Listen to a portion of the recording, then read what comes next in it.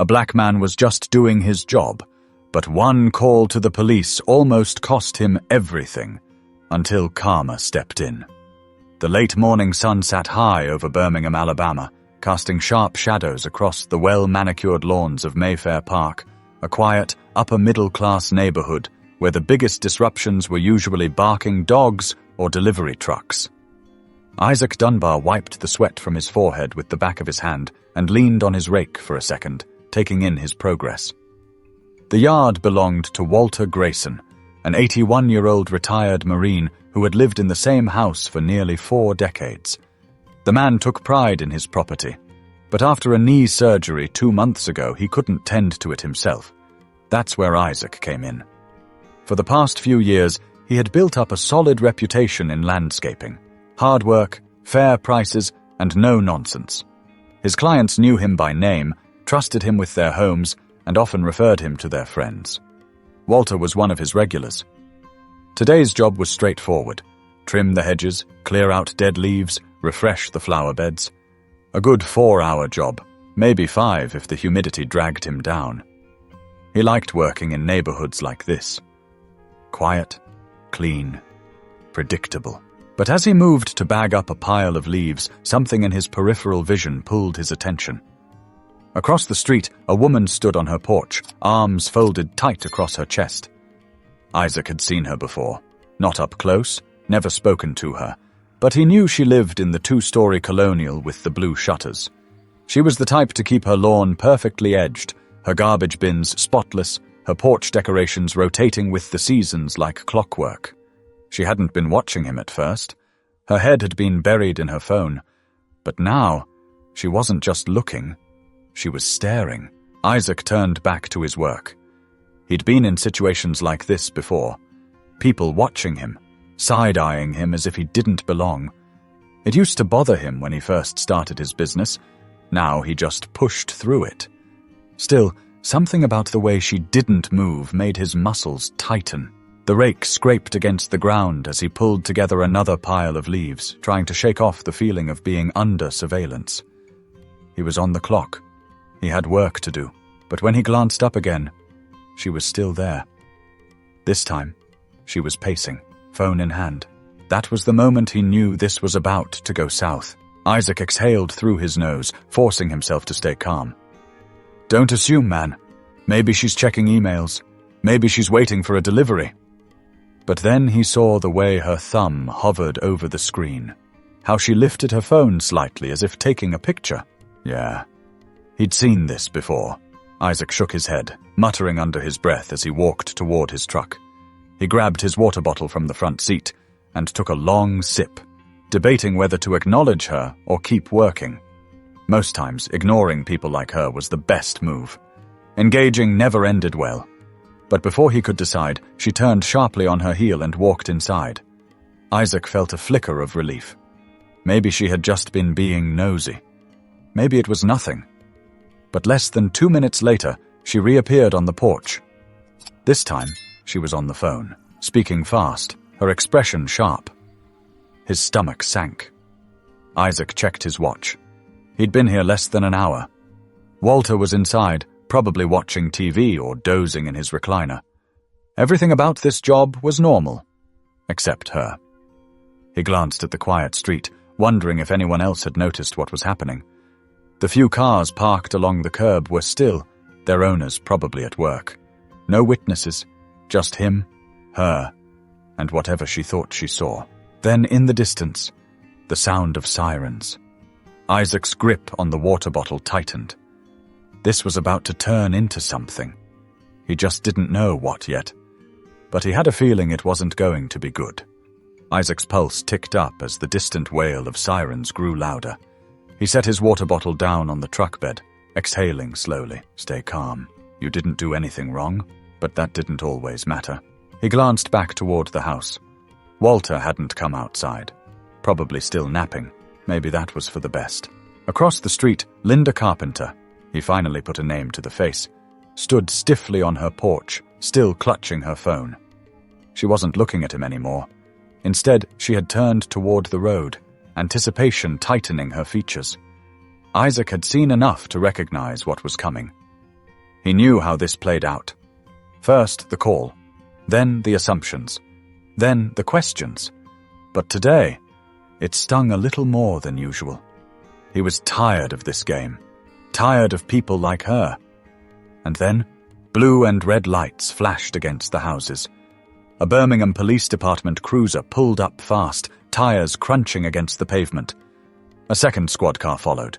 2 officers stepped out, one white, one black. Both were already scanning the scene before they even shut their doors.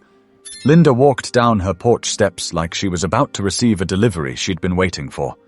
Isaac could hear the officer closest to her speaking, but the words were muffled over the hum of the idling engines.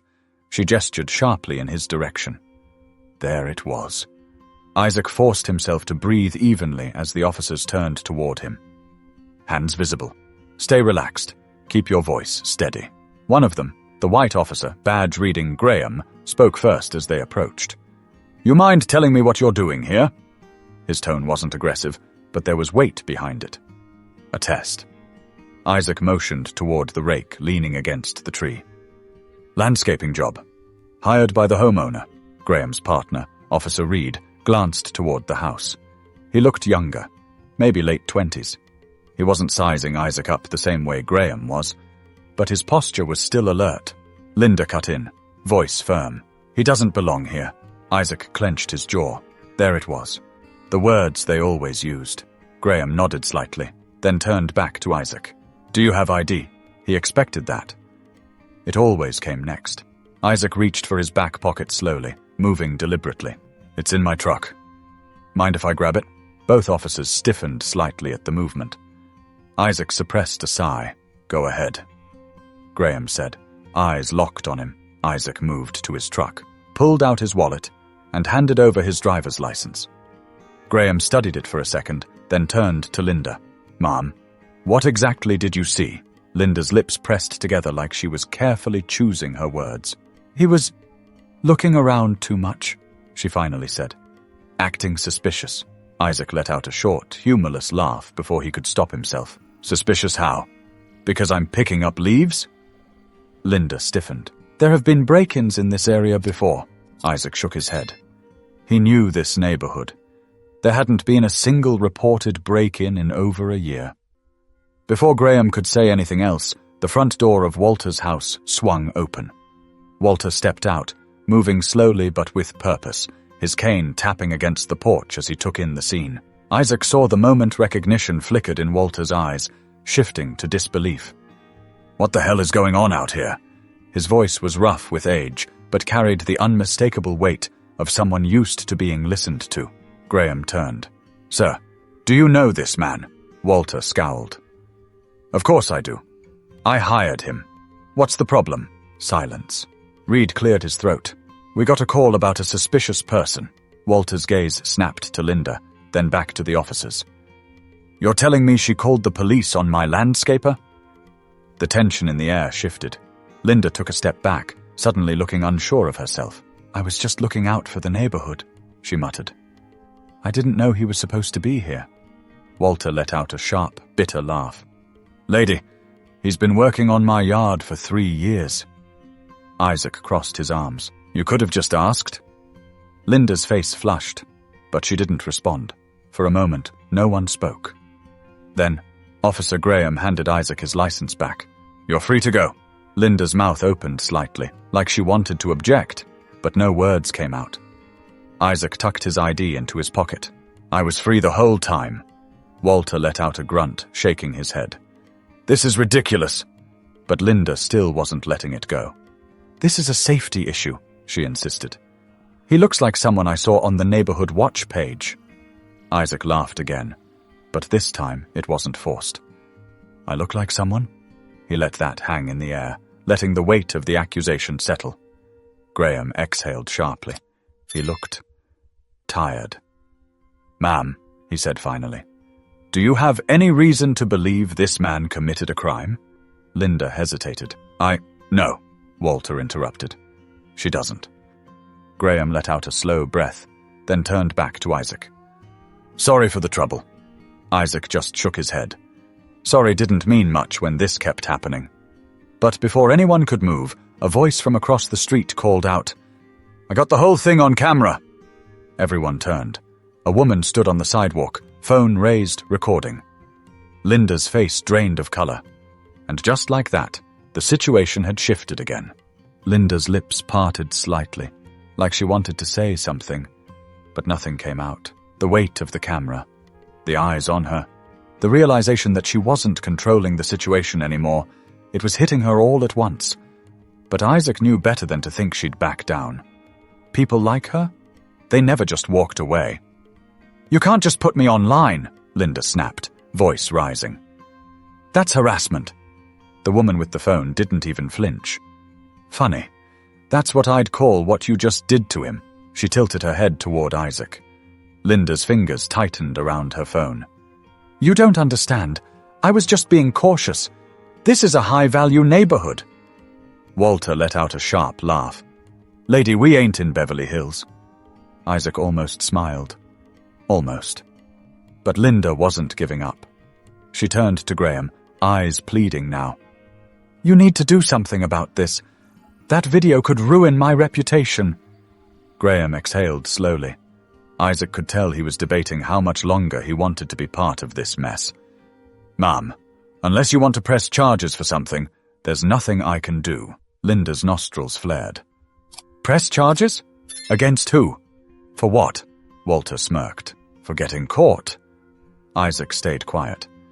This wasn't his fight anymore. She had made it clear who she was, and now she was dealing with the fallout.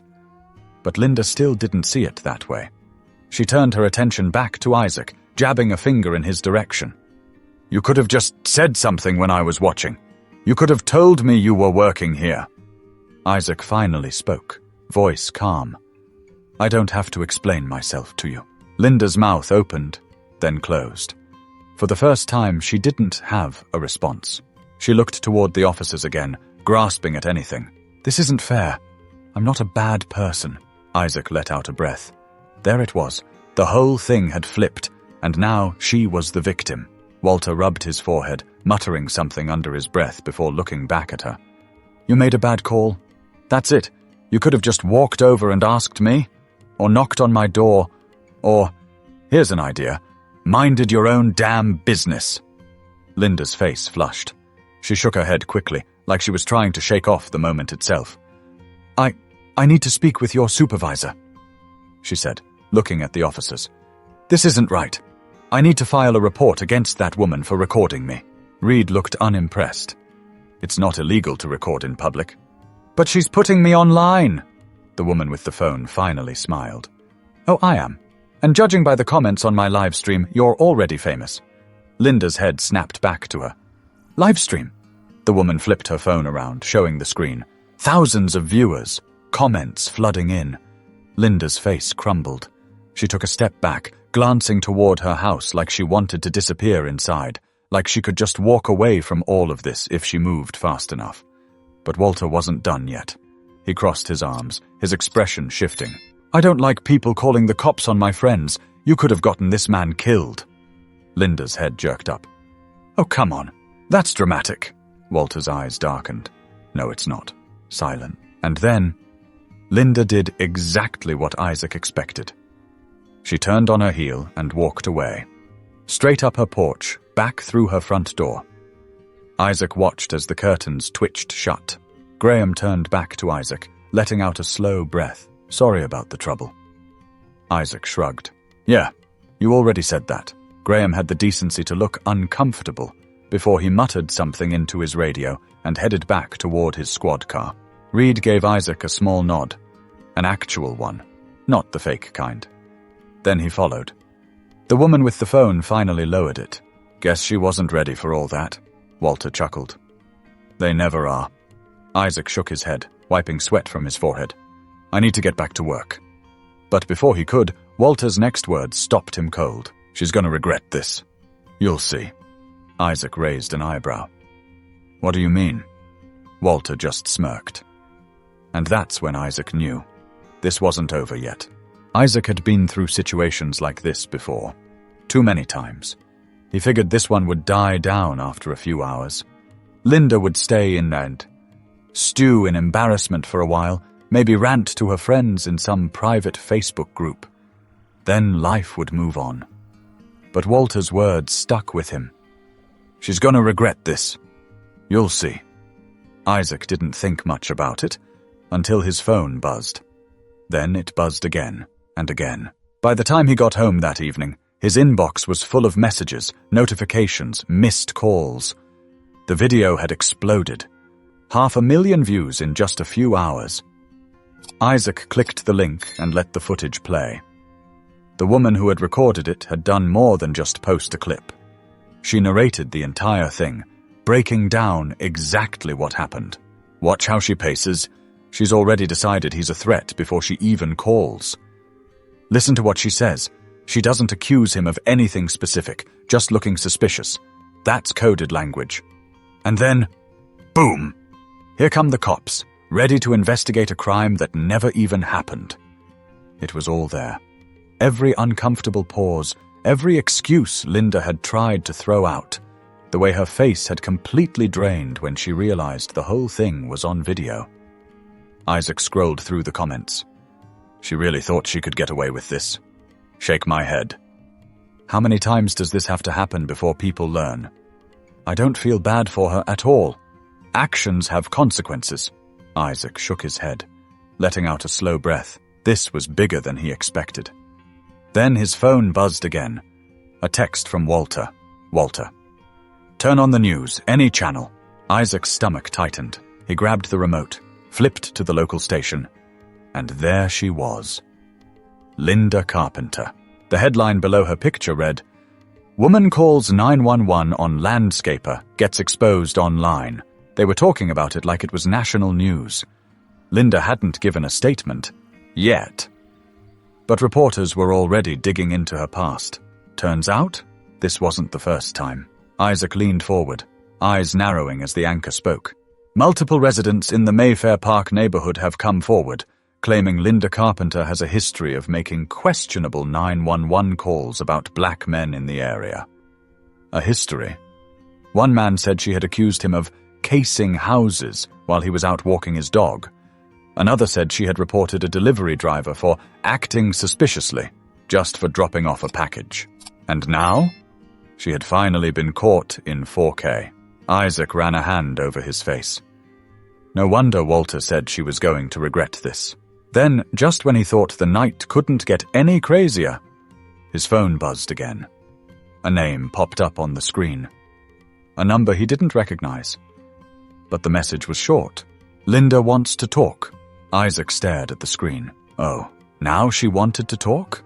He exhaled, debating whether he even wanted to respond. But before he could make a decision, another text came through. Walter, told you she'd regret it. Isaac smirked.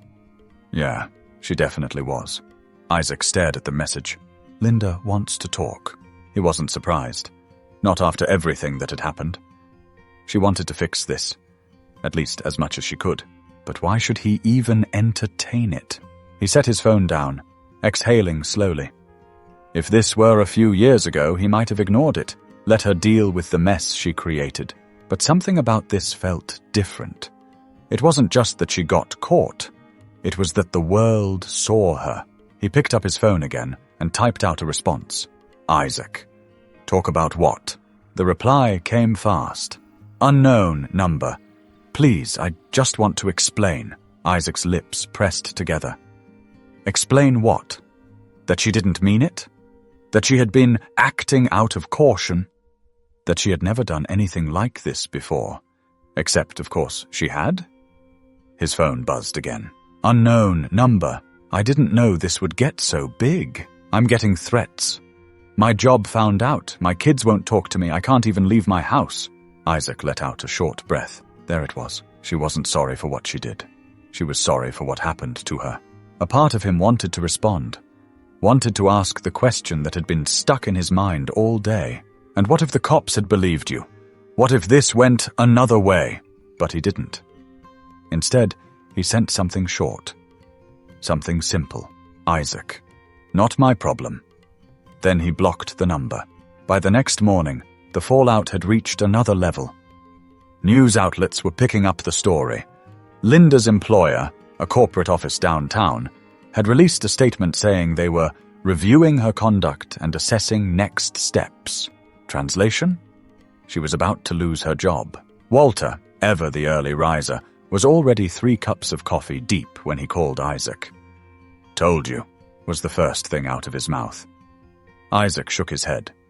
"I wasn't expecting all this." Walter let out a dry chuckle. "Actions. Consequences. Yeah, but threats?" Walter's voice shifted slightly. "That part's not okay," Isaac sighed, rubbing the back of his neck. He didn't want Linda's life ruined. He wanted her to understand. But would she? Would she actually learn anything from this? Or would she just see herself as a victim? Walter must have sensed his hesitation. "You can't control what people take from this, kid. Some folks get it. Some never will." Isaac was about to respond when another notification lit up his screen. A legal filing. Walter noticed the pause. "What is it?" Isaac clicked the link and let out a low whistle. "The homeowner's suing her." Walter actually laughed. "About damn time." Isaac read further. Walter wasn't just mad about what happened. He was furious. He wasn't just filing a complaint. He was suing for harassment and defamation. Isaac shook his head. "Man, she's really done for," Walter exhaled. "She did it to herself." Isaac leaned back against the couch, staring at his phone. This wasn't just a bad day for Linda anymore. This was about to change her whole life. A week passed, then 2. The world moved on, as it always did. But for Linda Carpenter, things didn't go back to normal. She lost her job. Her name was permanently tied to the incident, flooding search results whenever anyone looked her up. Her neighbors distanced themselves. The ones who had once smiled at her in passing now avoided eye contact. Walter's lawsuit was moving forward, and there was no escaping it. Isaac didn't feel bad for her. Not really. But he also didn't celebrate what happened to her. Instead, he reflected. This had been one of many moments in his life where someone had questioned why he was somewhere, why he existed in a space they thought he didn't belong. But this time, she had to face real consequences. He sat on his back porch, phone in hand, staring at another message that had come through. "Unknown number. I just wanted to say sorry. It was her." Again, Isaac sighed. Was it real, or was she just saying what she thought she needed to say? Maybe both. He typed out a response. "Isaac." "Sorry for what?" The 3 dots appeared, then disappeared. She had no answer. Because she didn't know. He shook his head and deleted the message thread. Some people never learn. The next time Isaac pulled into Walter's driveway, he felt lighter. Walter was on the porch, a glass of iced tea in one hand, watching him step out of the truck. "You sticking around this time?" Walter asked, smirking. Isaac chuckled. "Long enough to finish the job." Walter nodded approvingly. "Good, grass ain't gonna cut itself." Isaac grabbed his tools from the truck bed, glancing toward Linda's house. The porch was empty, curtains shut tight. For once, he could work in peace. Walter took a sip of his drink, watching him for a moment before speaking. "Crazy world, huh?" Isaac smirked. "Yeah, but at least this time, the right people paid the price. Stories like this happen all the time. Some go viral, some don't. But the problem remains the same. Who gets the benefit of the doubt, and who doesn't? If this story made you think, share it. Talk about it. Keep the conversation going. Because accountability only happens when people stop looking the other way. Subscribe for more stories that need to be told.